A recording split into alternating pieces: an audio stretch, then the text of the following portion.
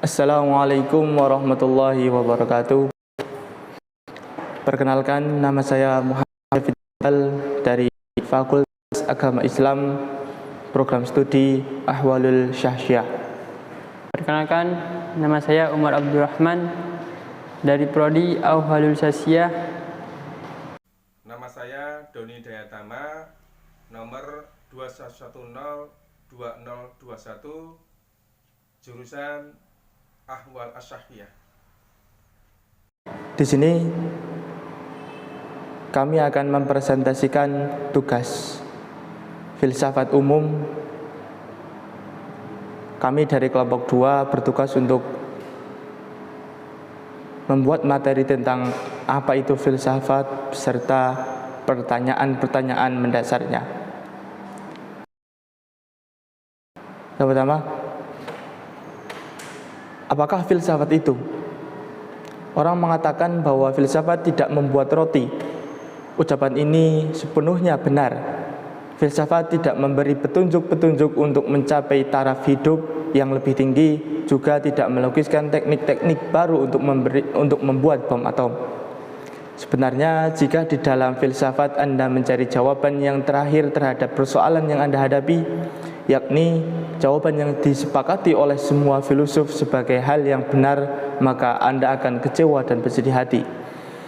Setelah lama mempelajarinya, Anda dapat memulai menyusun suatu sistem filsafat yang di dalamnya Anda dapat menempatkan persoalan-persoalan yang dihadapi dan memberi jawaban-jawaban yang kiranya sah. Berikut ini ada beberapa pertanyaan-pertanyaan mendasar tentang kefilsafatan. Yang pertama, yang ada atau being, istilah yang paling umum. Istilah yang ada memiliki bermacam makna. Sebagai orang menjumbuhkannya dengan dua istilah, yakni esensi dan eksistensi. Mengatakan sesuatu apapun halnya bersifat yang ada, atau singkatnya, barang sesuatu itu ada. Istilah ini diterapkan kepada segala sesuatu, hakikatnya atau jenisnya. Sesuatu yang bereksistensi, misalnya buku, pertama memiliki sifat ada sebelum dapat bereksistensi. Segenap lain, misalnya pikiran dan perasaan yang tidak dapat dikatakan eksistensi, dikatakan ada atau bersifat yang ada.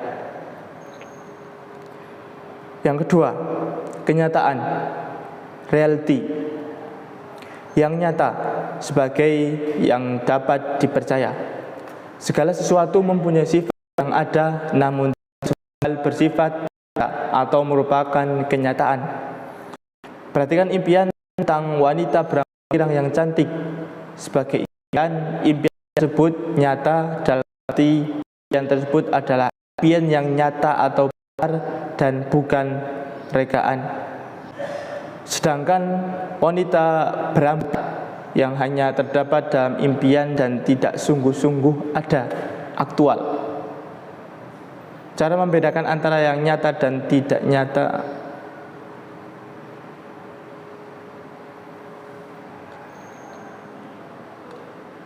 salah. 3. Eksistensi. Eksistensi mengandung pengertian ruang dan waktu, merupakan keadaan tertentu yang lebih khusus dari sesuatu. Lebih khusus dari sesuatu apapun yang bereksistensi tentu nyata ada, tetapi tidak sebaliknya. Suatu hal dikatakan bereksistensi jika itu adalah sesuatu yang menurut W.T. Stage bersifat publik. Artinya objek itu harus dialami atau dirasakan oleh banyak orang yang bukan mata.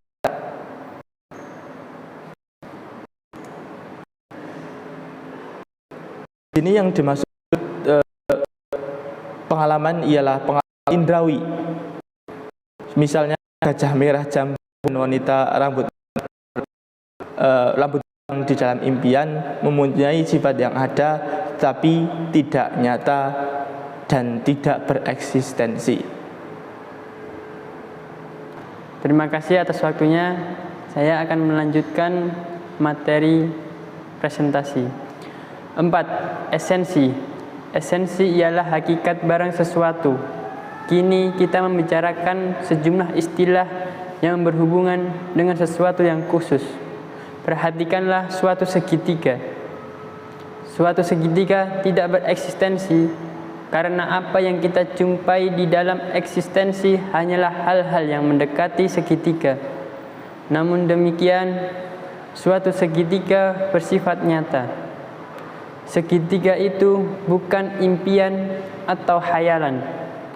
Segitiga merupakan suatu yang konseptual atau akali. Bahwa segitiga ada, agaknya sudah jelas, macam kenyataannya yang mungkin tidak begitu jelas, tetapi kita perlu mengadakan perbedaan antara apakah segitiga itu dengan kenyataan bahwa segitiga itu ada. 5. Substansi. Wahana bagi sifat-sifat. Hubungan antara substansi dengan esensi adalah serupa dengan hubungan antara eksistensi dengan kenyataan. Setiap substansi mengandung pengertian esensi, tetapi tidak seperti apa esensi mengandung pengertian substansi. Tetapi sebagaimana ditunjukkan oleh Aristoteles, ada perbedaan yang lain. Substansi barang sesuatu ialah sesuatu yang mengandung, katakanlah sifat-sifat, atau substansi yang dikatakan merupakan sesuatu yang di dalamnya terwujud esensi, dipandang sebagai sesuatu yang ada terdapat di dalam dirinya sendiri. 6. Materi. Suatu jenis substansi. Materi dapat dilihat dari banyak cara yang berbeda-beda. Kadang-kadang kita berbicara tentang materi barang sesuatu, dan secara sederhana kita maksudkan ialah substansinya. Dalam arti yang demikian ini, materi dapat sesuai cara sederhana berarti sesuatu yang darinya barang sesuatu tersebut terbuat. Titik. Demikianlah kita berbicara tentang materi yang ideal atau materi roh. 7. Bentuk. Bentuk ialah struktur. 7. Bentuk. Bentuk ialah struktur. Perkataan bentuk mempunyai sejumlah makna. Salah satu di antaranya dapat kita jumpai dalam cara berikut ini. Perhatikanlah suatu meja kayu. Saya kira-kira akan sependapat bahwa pada meja itu dapat dibedakan dua unsur yang kedua-duanya mutlak diperlakukan agar terdapat suatu meja. Pertama-tama ada kayunya. Jelas bahwa meja kayu ini tidak akan ada jika tidak terbuat dari kayu. Di atas kita telah bersepakat untuk menyebut kayu sebagai materi yang jarinya meja itu dibuat. Tetapi perhatikanlah bahwa kayu yang sama itu dapat dibuat menjadi kursi atau tempat tidur. Hal yang membedakan meja dengan kursi dan tempat tidur ialah strukturnya. Inilah apa yang kita namakan bentuk. Hendaknya diingat bahwa yang kita maksud bukanlah hanya bangunannya, karena meja itu dapat mempunyai bangunan yang bernilai, mempunyai bangunan yang berlainan. Yang kita maksud ialah strukturnya. Suatu patung dapat mempunyai bentuk manusia dan bangun yang berlain-lain.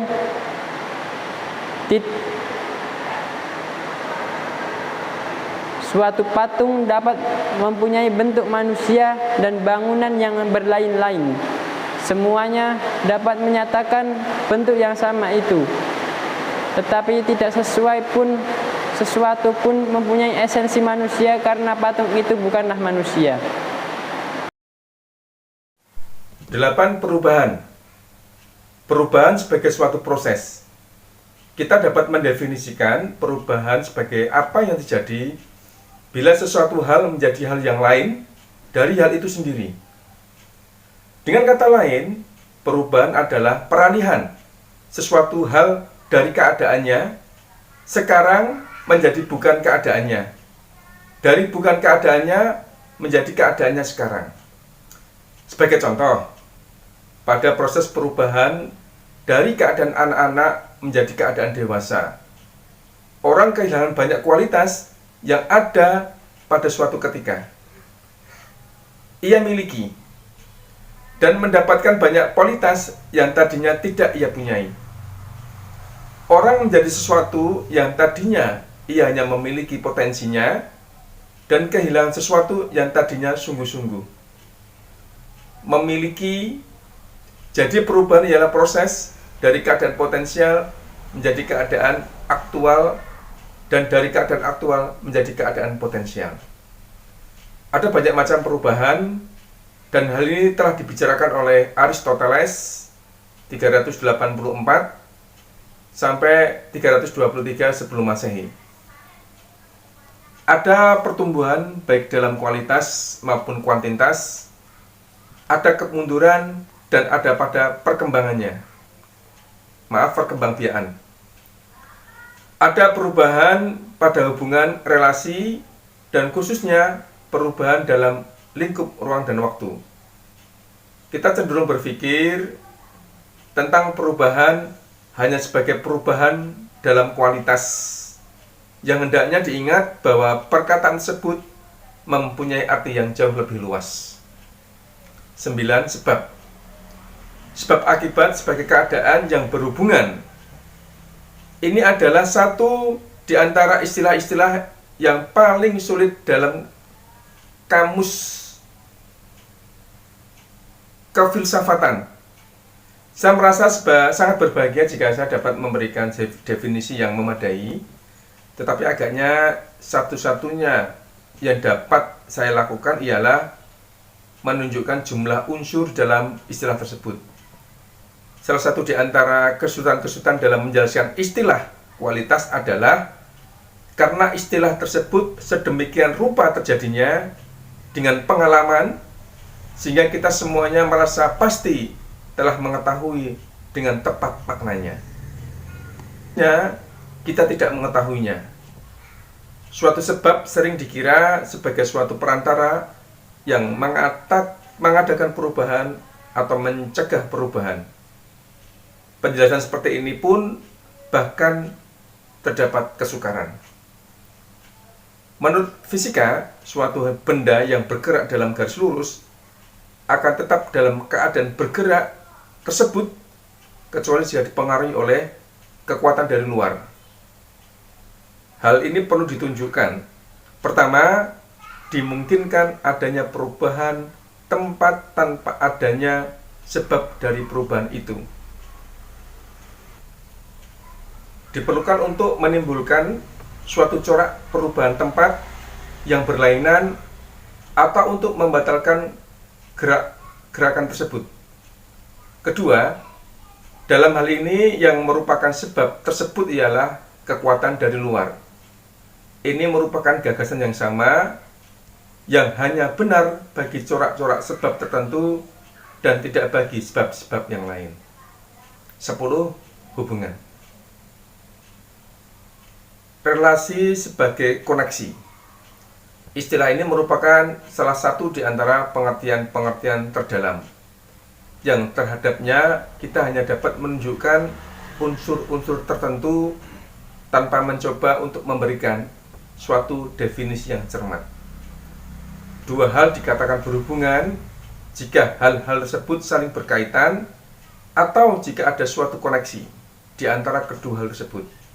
Misalnya, bilangan 5 berhubungan dengan bilangan 3. Karena bilangan 5 diperoleh dari bilangan 3 dengan cara menambahkan bilangan 2. Demikianlah kita mengatakan bahwa bilangan 5 di dalam relasi lebih besar daripada bilangan 3. Di dalam logika, suatu relasi dinyatakan dengan bentuk proporsi yang mengandung dua variabel atau lebih. Misalnya, X lebih besar daripada Z. Dinyatakan sebagai XRY yang dalam hal ini R mewakili menggambarkan simbol matematika dan dibaca lebih besar daripada atau dinyatakan dengan fxy yang di dalam hal ini mewakili lebih besar daripadanya. Ada banyak macam relasi, misalnya relasi dalam ruang, dalam waktu, dalam kualitas, dalam kuantitas, dalam asal-usul keturunan, dan sebagainya. Banyak di antara masalah-masalah filsafat yang paling menarik berkaitan dengan menyelidiki terhadap hubungan-hubungan yang khusus. Misalnya, apakah hubungan antara roh dengan materi? Apakah hubungan antara ruang dengan waktu? Apakah yang kita maksudkan dengan hubungan sebab akibat? Apakah hubungan antara yang mengetahui dengan yang diketahui? Apakah hubungan antara premis dengan kesimpulan? Tanda tanya sesungguhnya dapat dikatakan adalah mungkin menyusun kerangka seluruh tugas filsafat sebagai tugas yang mencoba menjelaskan hubungan yang dipunyai segala sesuatu antara yang satu dengan yang lain. Demikian tadi presentasi dari kami kelompok 2. Pastinya banyak kesalahan dari tutur kata kami tadi. Sudah selayaknya kami mohon maaf sebesar-besarnya. Semoga apa yang telah kami sampaikan tadi dapat dipahami. Sekian dari kami ucapkan terima kasih, kami akhiri. Wassalamualaikum warahmatullahi wabarakatuh.